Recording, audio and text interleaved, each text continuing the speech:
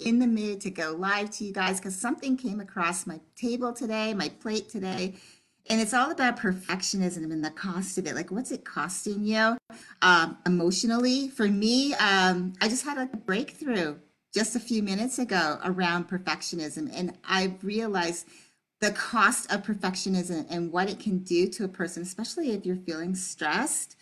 My name is Leslie, and I'm an empowerment coach. I help my clients achieve their self awareness around their emotions, especially when it comes to stress, so that they can handle their emotions more effectively, more positively, and that keeps them in their present life so that they can live a more positive life. So, if you're new to my lives, I just want to say thank you for taking a chance on me. And if you are a repeat listener, I wanted to say thank you if you're watching this back. Thank you so much. I appreciate your support. But as I said, I want to come on here is it was really important for me to come on here right now, just like right after my call that I had with someone.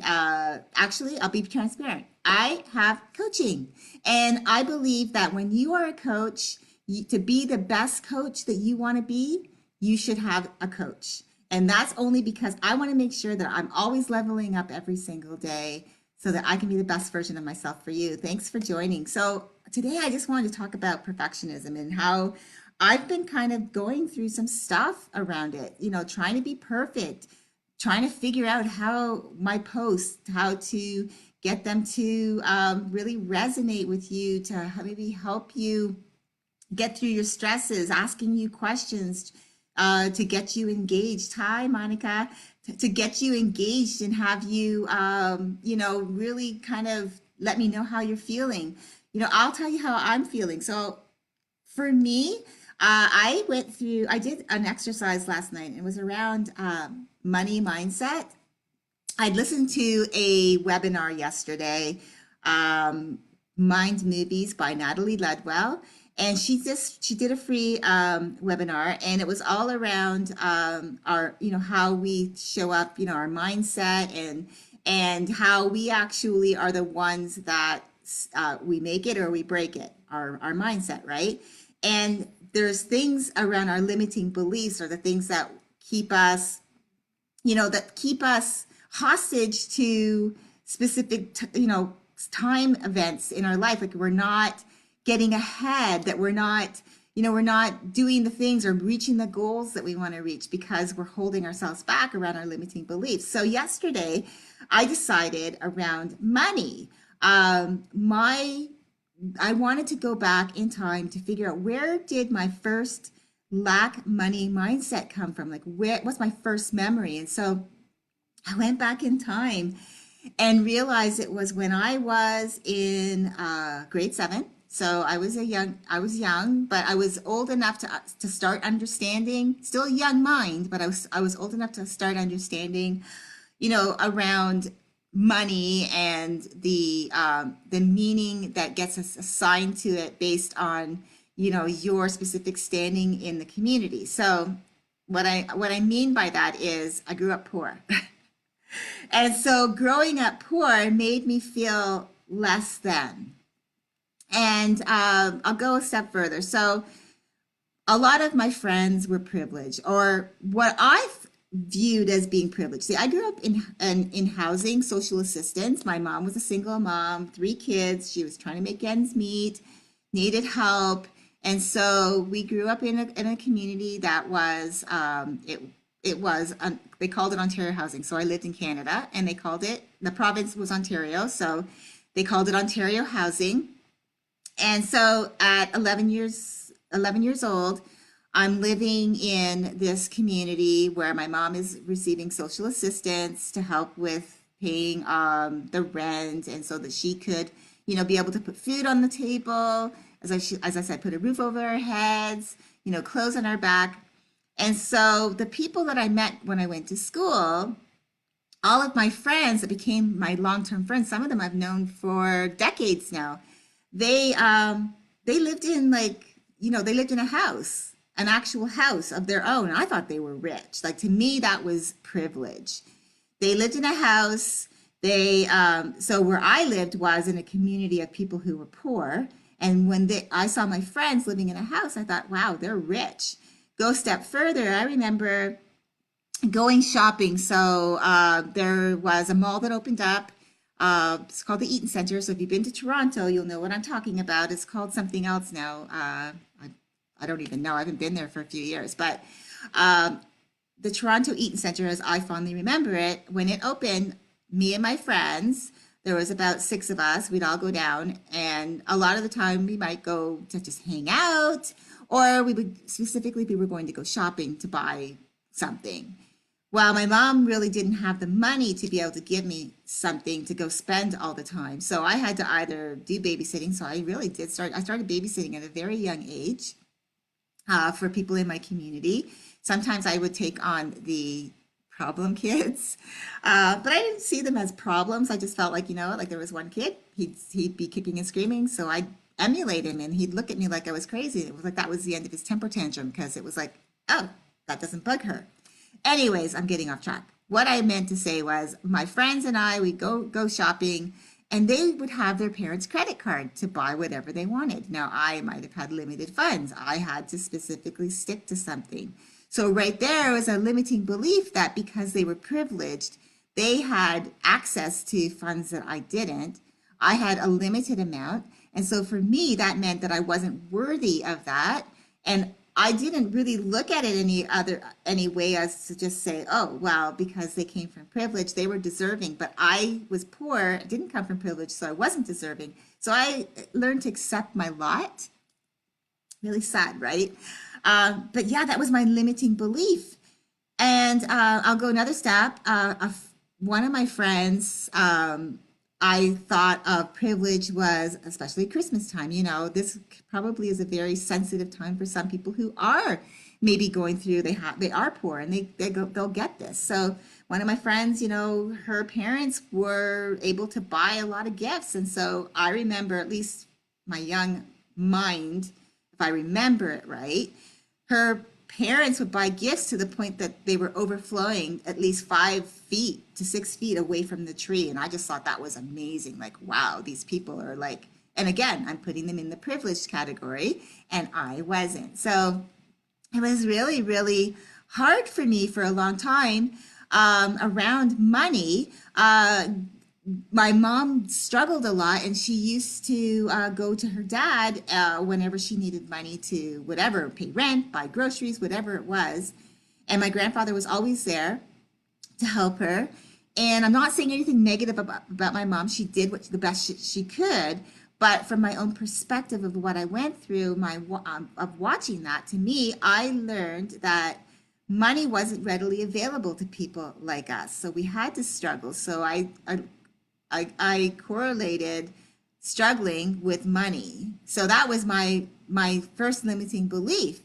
Second, my next limiting belief was that money is only for the privileged, and I wasn't privileged, so I didn't deserve it. So that was my second limiting belief.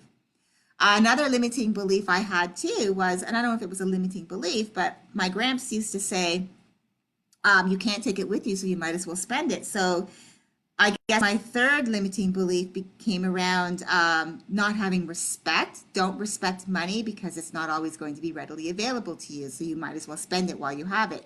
So I did. Now, when I started getting credit, now you guys know what I'm talking about. Get to that age, and credit card companies start sending you credit cards. Hey, you could get this. Hey, I want to give you this. And I was like, wow, this is great. But I didn't respect it. And so for me, then I would like rack up, rack up my cards to the max, not respecting it. Going from that, I realized part of the lack money mindset pushed me into my perfectionist mode, meaning everything that I worked for, everything that I received and achieved, I felt that I had to work extra hard. It's like making me emotional right now. Whew. I had to work extra hard to deserve it. I'm being real with you guys right now because I want you to understand that being a perfectionist can cost you a lot. And so I felt that I had to be perfect in everything that I did, no matter what it was, in order to feel that I was at least somewhat worthy of the things that I achieved.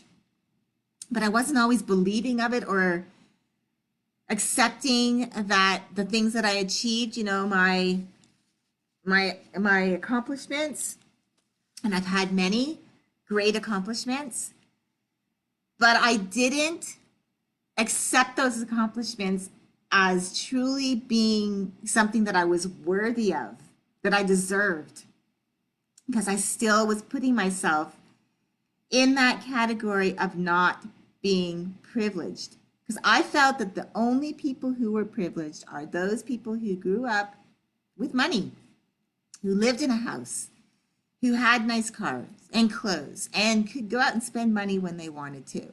And so when I started making my own money, I was spending it as quickly, or maybe not even before I even had it. I already knew how I was going to spend it.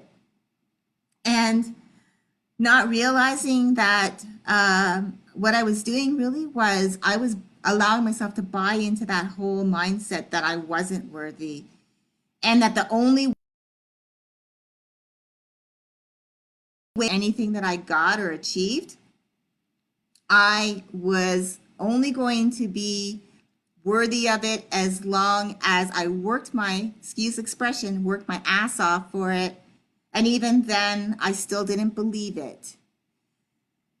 Whew, this is real tough, but it's something I needed to like get off my chest. And if you're going through this, guys, I want you to know the cost of perfectionism for me is that I'm getting in my own way of really achieving great success in what I do. Thank you, Monica. I appreciate that.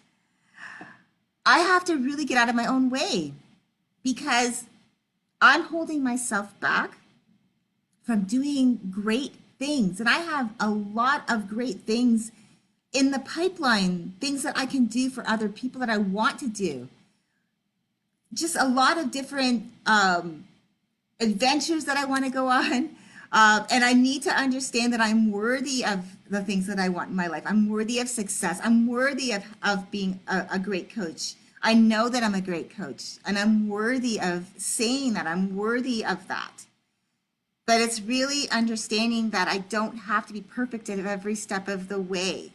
Because when I strive for perfection, is when I fall flat on my face. And I don't know if you can relate to that, but when I'm striving for perfection, I'm falling flat on my face.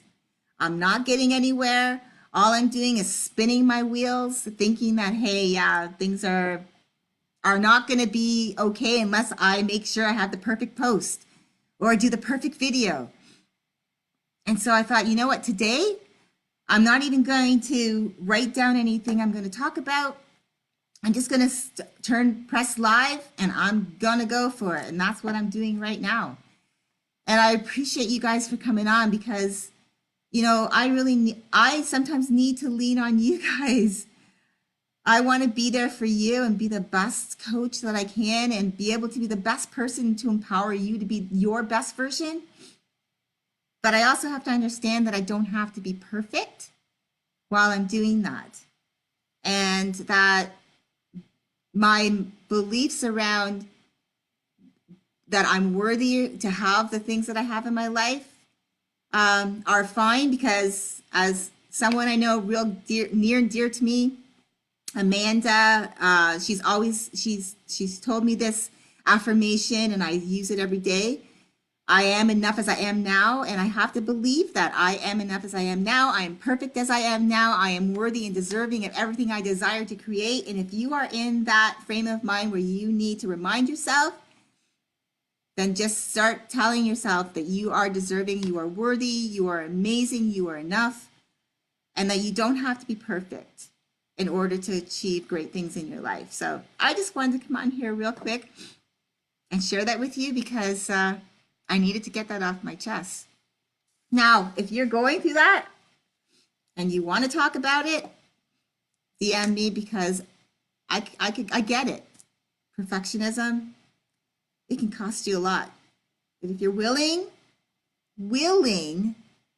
to like just step outside of perfectionism and allow yourself your imperfect moments because they are perfect. by the way, you are going to do great things with your life. So I just want to say that's it. I just want to say thanks, guys, for hopping on. I really appreciate it. I'll read a couple of your comments here. Nancy, it's amazing how our beliefs shape our life and hold us back from what we want in every aspect until you uncover them. Yes. And I think I'm uncovering them more and more every day, because find that when I'm doing that is when I'm getting the most growth. Monica, my grandfather used to tell me, save your money. So I believed if I didn't have money in the bank, I was failing. It would also make me feel guilty when I spent it. Yes, that's something else too. Before I hop off, one of the things too around money for me was I believed, because I said I felt like I got that belief around money that it's not going to stay. So my grandfather telling me to spend it because it's not, you can't take it with you. That I didn't have that respect for money, and so I felt like I had that negative thing around money that I might as well spend it because I've got it and it's not going to be there always. And I sometimes when I would spend money, something would happen, and so when something happened, I felt really bad because I spent money. So I was putting myself to feel really bad about spending something for myself, like buying myself even the smallest thing. But I would beat myself up for it, saying, now look, you've got yourself in a bind because now you spent that money. Now you got to go take that back because you got to figure out how to pay for this other thing. And so I felt like I was being punished because I wasn't privileged. And so would work even harder to be perfect, to show that I was perfect so that maybe I would have a better life. But yeah, it was costing me a lot. It was costing me my soul, really. Being perfect isn't everything. And like I said, your imperfect moments can turn out to be your most perfect moments. So if you're going through stuff right now, just know that you'll get through it. Know that life doesn't have to be perfect, that you don't have to be perfect, that you're good enough as you are right now. And that, especially if you need, to talk to somebody, make sure that you have those people in your life that you can talk to, that you can lean on and say, hey, I'm going through this, or do something like this, like be brave and just hop on and just start talking. And you'll never know the beautiful people that are coming on, like even right now, and just supporting me and getting me through this. They could do the same for you. So, but if you're not feeling that you want to go on live, then just reach out to some of your closest friends, the girls or the guys in your life that really uplift, support, and encourage you, and just let them know how you're feeling. Because if you hold it in like I was doing for so long, and if you hold on to it like I was doing for so long, it cost yourself a lot. And I don't want to do that anymore. So anyways, I just want to say thanks for listening and giving me this platform to share with you. I appreciate you. And I hope you all have an amazing rest of your day. Bye, guys.